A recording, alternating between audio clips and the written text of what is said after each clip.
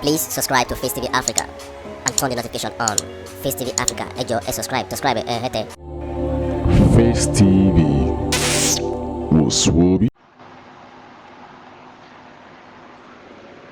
Fayemi, ẹni tí ó fi ìgbà kan jẹ́ gómìnà ìpínlẹ̀ Èkìtì, ó ti pe àró àti ọ̀dọ̀fínú rẹ̀ báyìí.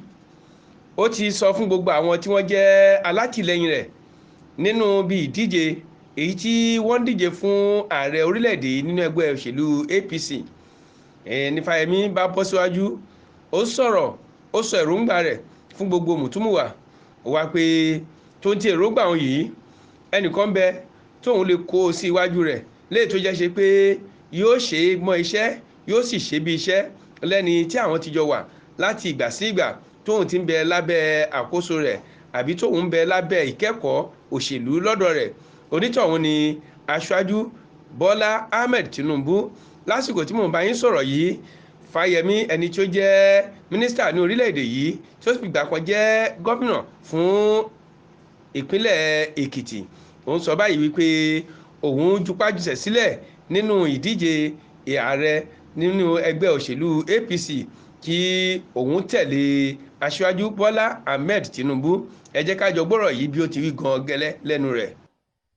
I am prepared to sacrifice my ambition to be the president of Nigeria. I am a young man. I still have a long time ahead of me.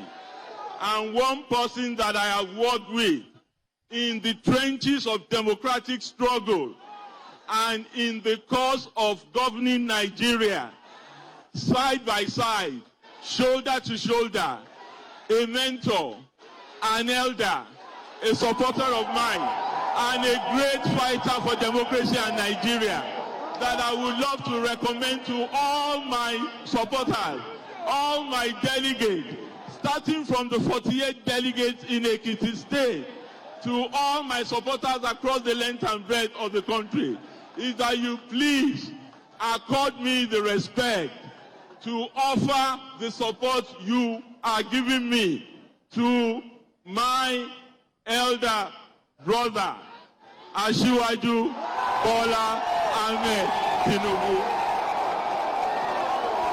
And I am not doing him a favor. For me, it is a duty. And it is a duty of care for Nigerians. I know he will do the job well. And we shall support him in delivering services to the greater majority of Nigerians. Thank you. God bless Nigeria. God bless all progressive Congress. God bless the Federal Republic. Thank you. Asiwaju Bola Tinubu shugaban Yarbawa gaba daya. Oshigongo Omoyoba. Tinubu ayamma sallama jagoran Yarbawa daya. Oshigongo Omoyoba. Ahmad Bola yayi kokari lokacin sa da tarin dukiya. Oshigongo Omoyoba. Lagos Ogun Ondo Oyo. Ochin Ekiti gaba daya. Oshigongo Omoyoba. Yemi Oshibanjo na ciki yana kishin mai gaskiya. Oshigongo Omoyoba. Galaye Muhammad na ciki mai baki bashi da wariya. Oshigongo Omoyoba. Ebe kulli Amosu na ciki Kayode Fayemi na ciki. Oshigongo Omoyoba. Ambode shi ma yana ciki Isiyaka Ajimodiyaka. Fasho na kayo kokari garkuwan Tinubu baka faɗi ba. Oshigongo Omoyoba. Gwamnan Lagos man gaida kai a yakin nan kai gaba. Oshigongo Omoyoba. Ga Abdurrahman gwamnan Oshun Haribi Sola ban bar shi ba. Oshigongo Omoyoba. Kun taimaki 'yan Najeriya. Ọlọ́run bá mi nú jẹ́. Ọlọ́run bá mi nú jẹ́. Mama jẹ́ ń bá musiba pàdé. Ọlọ́run bá mi nú jẹ́. Ọlọ́run ti ṣèyí mo tún bẹ́. Ọlọ́run ti ṣèyí mo tún bẹ́. Ìwọ Ọlọ́run ló máa ìwọ. Ọlọ́run ti ṣèyí mo tún bẹ́. Ọlọ́run kù tì mí nínú. Ọlọ́run kù tì mí nínú. Alíkì ọmọ ìjọ́dún ìjìgbẹ́. Ọlọ́run kù tì mí nínú. Jama'a barkanmu da arziki bana dai PDP ta tafi. Buhari ya nemi ku godiya shugaban jama'ar Najeriya.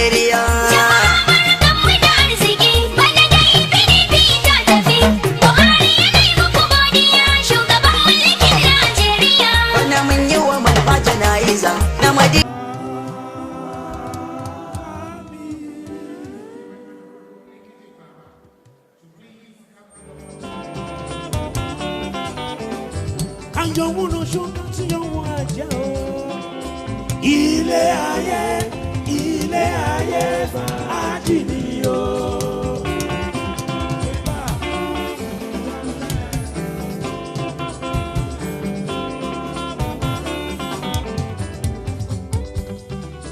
Ọgbà ìláyé tó ṣe sọ́mọ́ tí ó yá.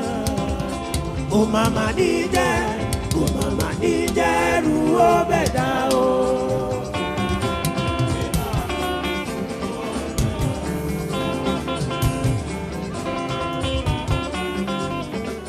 Yo yo yo, yo yo yo, yo yo yo, yo yo yo.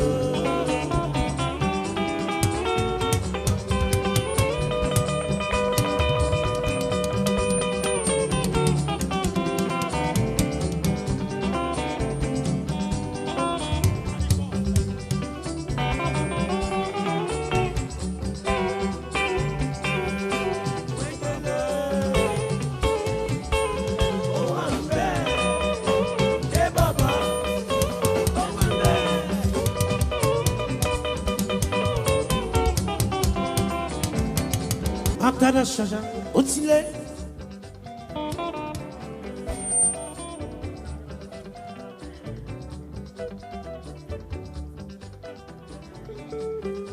Ó ṣe mọ́ látọ̀rọ̀ láwùjọ ọláyàpá.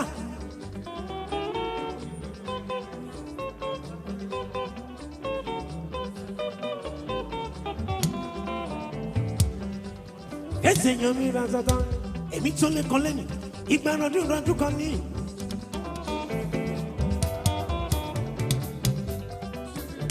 Olúwabùsọ́lá ṣàmú bàrò di ẹni rẹ̀. Abíọ́dún ọdún làwọn mi èèyàn mi rà tata. Torí ọ̀dẹ tó ń ṣọ́ Ẹlẹ́dùmarè orí ẹ̀dùn ló máa kú sí. Ọ̀dẹ tó ń ṣọ́ Ẹlẹ́dùmarè orí ẹ̀dùn ló máa kú sí. Ìjà alára ò tán bọ̀rọ̀, àǹjù wọn ò ṣe mí lẹ́jọ́. Ọ̀dẹ tó ń ṣá Ẹlẹ́dùmarè orí ẹ̀dùn ló máa kú sí. Mo lọ ọ̀tá mi mo lọ, mo lọ ọ̀tá mi mo lọ. Ìṣẹ́ yẹ kẹ́yẹ máa fò lójú ọ̀run, ìṣẹ́ kú kẹ́kú máa rìn nínú ìṣó. Ìṣẹ́jà kẹjà máa wẹ̀ nínú ibú. Kìkì nánà dínà mo bẹ̀rẹ̀ mo kọjá. Mo lọ ọ̀tá mi mo lọ, mo lọ ọ̀tá mi mo lọ.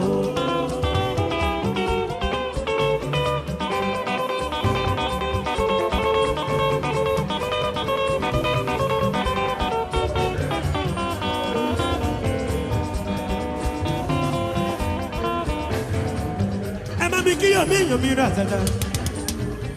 Fowó dé, fowó dé, fowó dé, fowó dé, fowó dé, fowó dé, fowó dé.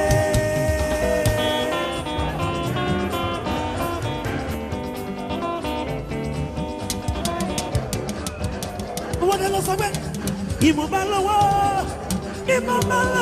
máa fi lò gbà sára rí o. Àwọn aṣọ tó dáa. Ajang tó dá, máa gbádùn ara mi, máa ṣe fàájì dọ́gba. Bóyá lọ́la ikú lè dé lójijì. Ẹlẹ́dàkájọ́, ẹ̀dàgbàdé àti ìsìn.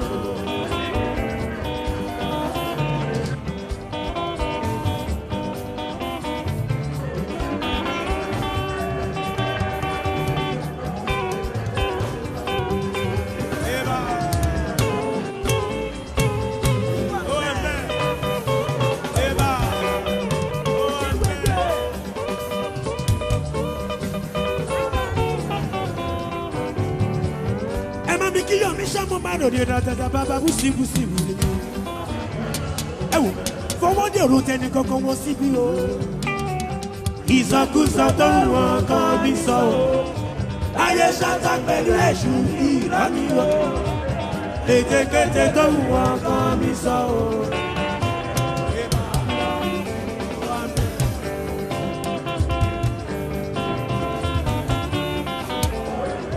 àjọbí ṣebí sínú tẹ̀yìn ló fi ń bá wọn lò ó máa máa hùwà ìdá sílẹ̀ o wọ́n máa hùwà ìdá sílẹ̀ o wàá gbẹ̀yìn lọ sí wọn ìwọ bá gbẹ̀yìn lọ sí wọn ó máa máa dára ìyanu. Please subscribe to Face TV Africa and turn the notification on. Face TV Africa, ẹ jọ̀ọ́ ẹ subscribe hete. Face TV was